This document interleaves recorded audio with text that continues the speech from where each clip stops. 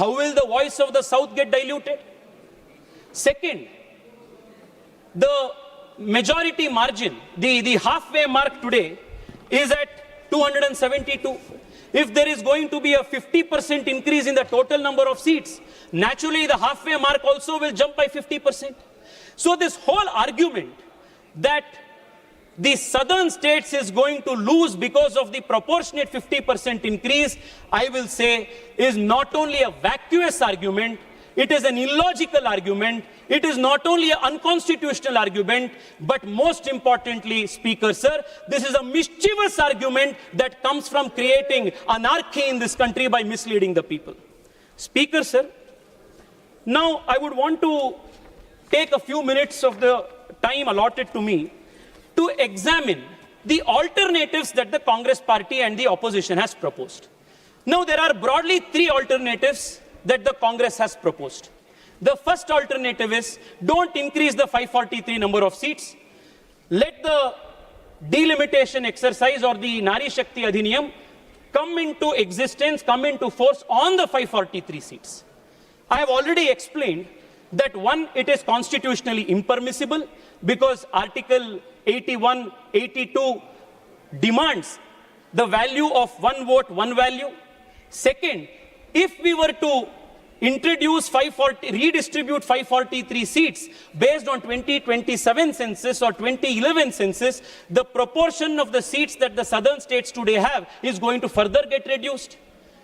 Therefore, this first argument, the argument of postponing of delimitation exercise or the argument to freeze the number of seats as per 1971 absolutely holds no constitutional value and therefore must be rejected. Second, the argument that the opposition is making, the Chief Minister of Telangana has made, is to propose a very interesting hybrid model of linking the population of the state along with the GSDP, the state's per capita contribution and the state's gross development of the state. Now this argument, I don't know, Speaker Sir, who has advised the Chief Minister of Telangana. Either I can only say that they don't wish him well, because this proposal is laughable at the best and impractical at the worst. Let me explain why. First, if you will say that the vote of a common citizen in Telangana has more value than the vote of a common voter in Bihar, then you are defeating the constitutional principle of one value, one vote. आप किसके आधार पर देश में ये delimitation और exercise करना चाहते हैं? जो अमीर है क्या उनके लिए ज्यादा वोट होगा? जो गरीब है क्या उनका वोट नहीं है? उसके लिए वैल्यू नहीं है? ये किस प्रकार के आर्गुमेंट है? अध्यक्ष जी, if you will take this argument further forward, Mukesh Ambani will have 1 lakh vote and somebody like us will have only 1 vote. Is this the kind of logic that the Congress wants to build?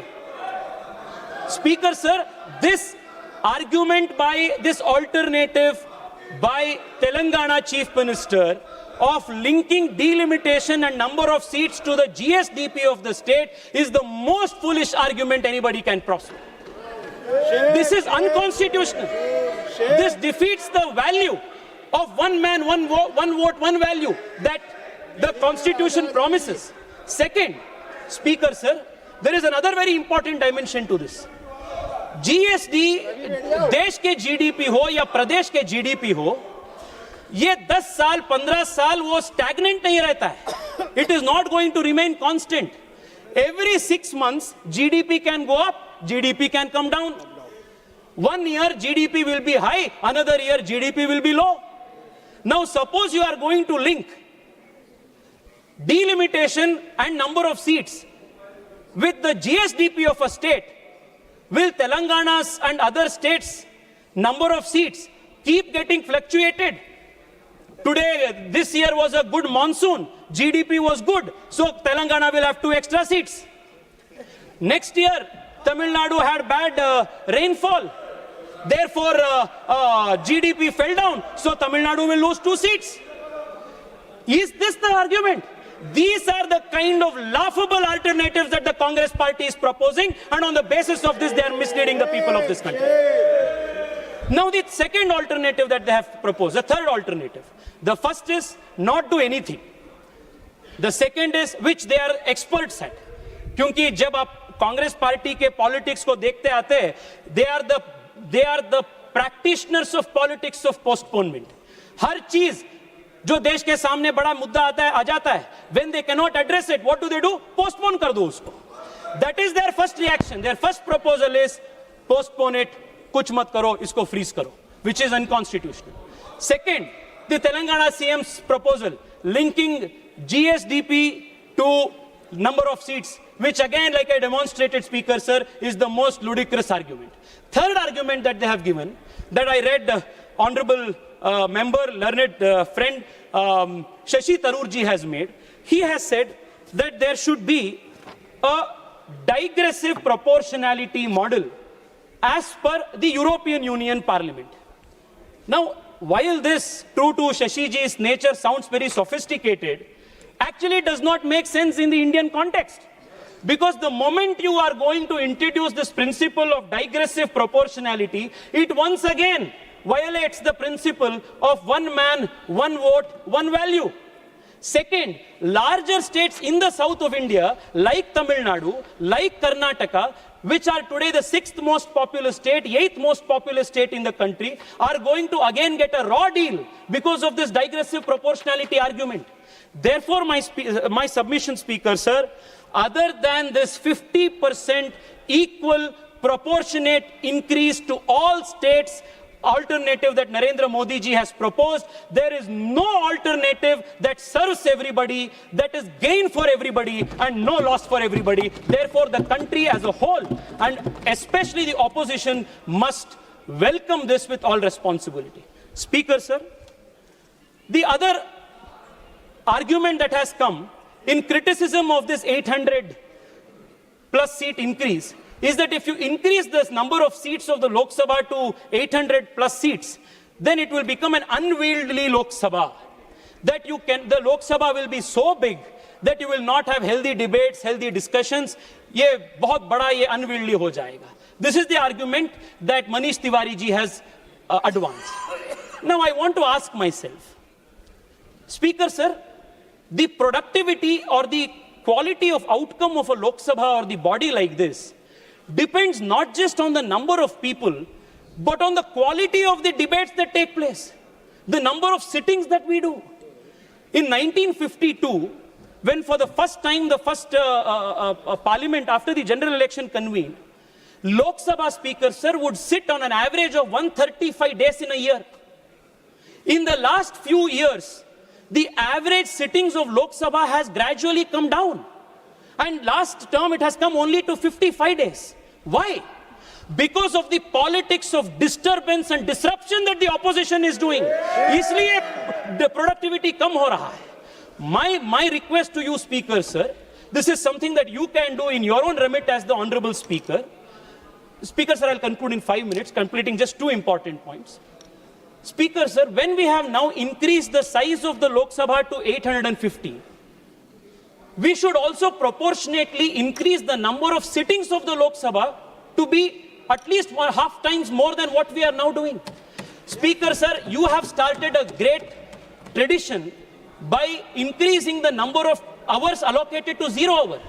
Many first-time speakers, first-time MPs, who till now had got no chance to speak in Parliament, they got a chance to speak because you gave more time. My request to you, Speaker Sir, is when the Parliament is going to become a 850 member body, instead of around 55 number of sittings that we do per year, if the Lok Sabha were to sit for 125 seats, or like in the case of the Japanese Diet, if we were to sit for 150 days, then every single member representing every single constituency will get more than enough time to place on the floor of the House the problems of the constituents. This is something that needs to be done. Speaker Sir, now I will also want to explain, Speaker Sir, why this whole attention that the opposition parties and a few regional parties in the south, led by the DMK, why are they doing so much noise? And why the tears that they are shedding is nothing but crocodile tears? Yes. Speaker, sir, I thank heavens that in 2026, when the country is doing delimitation, Narendra Modi ji is in power and Bharatiya Janata Party-led government will do the delimitation. Because if you remember, the way the Congress party, the UPA, divided the two undivided Andhra Pradesh into AP and Telangana, it was done in the partition of AP and Telangana was done in a worse fashion than the British did the partition of India and Pakistan. This is the kind of legacy they have, Adhyakshi. Adhyakshi, I want to conclude by bringing to your notice only one important aspect. In the last 10 years of the Narendra Modi government, the south of India has enjoyed great support, encouragement for the developmental ambitions of the south. Speaker, sir, on a conservative estimate, if you compare the devolution of funds from the center to the South Indian states in the last 10 years and contrast it to the 10 years of the UPA, on an average, every single South Indian state has got not less than 250% more funds by the Narendra Modi government. The Narendra Modi government has also increased the budget for railway lines. The number of railway electrification that has taken place in the last 10 years under the Modi government in the southern states is unprecedented. Budget पे नहीं है, मैं आपको ये इतना प्यार आ रहा है ना आप लोगों को, समाजवादियों को दक्षिण भारत के बारे में, इसलिए मैं आपको बता रहा हूँ जी, इसलिए मैं आपको बता रहा हूँ। सर, रेलवे बजट की बात देखिए आप, आंध्र प्रदेश में 2009 एंड 2014 के बीच में, speaker sir, 886 crores was what they got. Narendra Modi government has given 10,000 crores. This is just one incident. Number of metros to the southern states has increased. Electrification has increased. Number of rails has increased. Number of airports has increased. The total devolution of funds to the South Indian states has increased. Most importantly, Speaker, sir, we have not only given the southern states more money, more rail, more infrastructure, but most importantly, for the first time in the country's history, more than 25 national institutions today allow for regional language examination. If I want to apply for CRPF, I can do it in writing examination in Kannada, in Telugu, which was not the case when the Congress party was ruling. We have respected language, we have provided more development, and today Narendra Modi is also providing more seats and more proportion allotment to the southern Indian states by protecting the South's voice in the total parliament, the floor of the House. Speaker, sir, I want to conclude by one last point that needs to be addressed. Speaker, sir, the argument that has been repeatedly made is that the argument that is repeatedly made is that the Narendra Modi government is bringing in this proposal to somehow create a disadvantage for the southern Indian states. Nothing at all, Speaker, sir, can be farther more than truth than this particular assertion. Speaker, sir, I want to say that we come from the Bharatiya Janata Party. Bharatiya Janata Party sanskar, our culture, is not to see this nation as tukde tukde. The culture of this party is not to side with those who chant the slogan of Bharat ke tukde honge, inshallah, inshallah. This is not the culture of the Bharatiya Janata Party. The culture of the Bharatiya Janata Party is, the culture of the Bharatiya Janata Party, Speaker, sir, is, the culture of the Bharatiya Janata Party, Speaker, sir, is Himalayat samarabhya yavat Indu sarovaram tam deva nirmitam desham Hindustanam prachakshate. Jo desh ऊपर हिमालय से नीचे भारत के इंदु सरोवर तक है, वो पूरा देश जो अखंड है, अविच्छिन्न है, वो भारत है। This is the commitment of Bharatiya Janata party. वो कन्याकुमारी हो, वो कश्मीर हो, वो कच्छ हो या कामाख्या हो, we will support for the integrity, sovereignty, unity of this country, because that is not only a constitutional mandate, but most importantly, the Bharatiya Janata Party's Karyakarta believes that it is our civilizational duty to protect this country.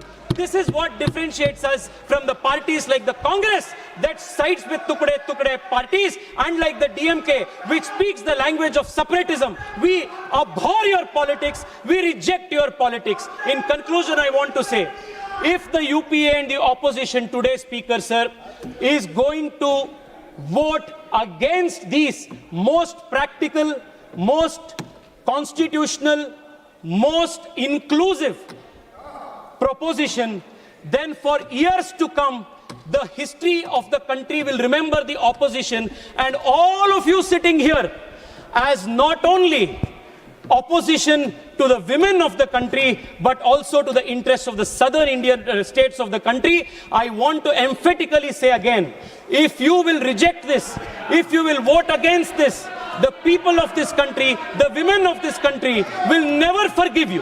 The people in the south of India will never forgive you, because your politics is not a politics of inclusion, your politics is a politics of anarchy. I really hope that you will honestly examine the merit of this proposition and also honestly examine the hollowness of your own arguments and finally vote in support of this historic bill. I once again thank Prime Minister Narendra Modi for not only giving voice finally after 40 years to the women of this country, but most importantly for protecting the interests of all southern states and all important small states of the country.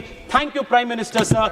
Thank you for what you have offered to the South. This is the best deal ever possible. Thank you, Speaker sir. Shri Akhilesh Yadav. అసలైన తొలి వెలుగు. Follow WhatsApp at Tolivelugu Official.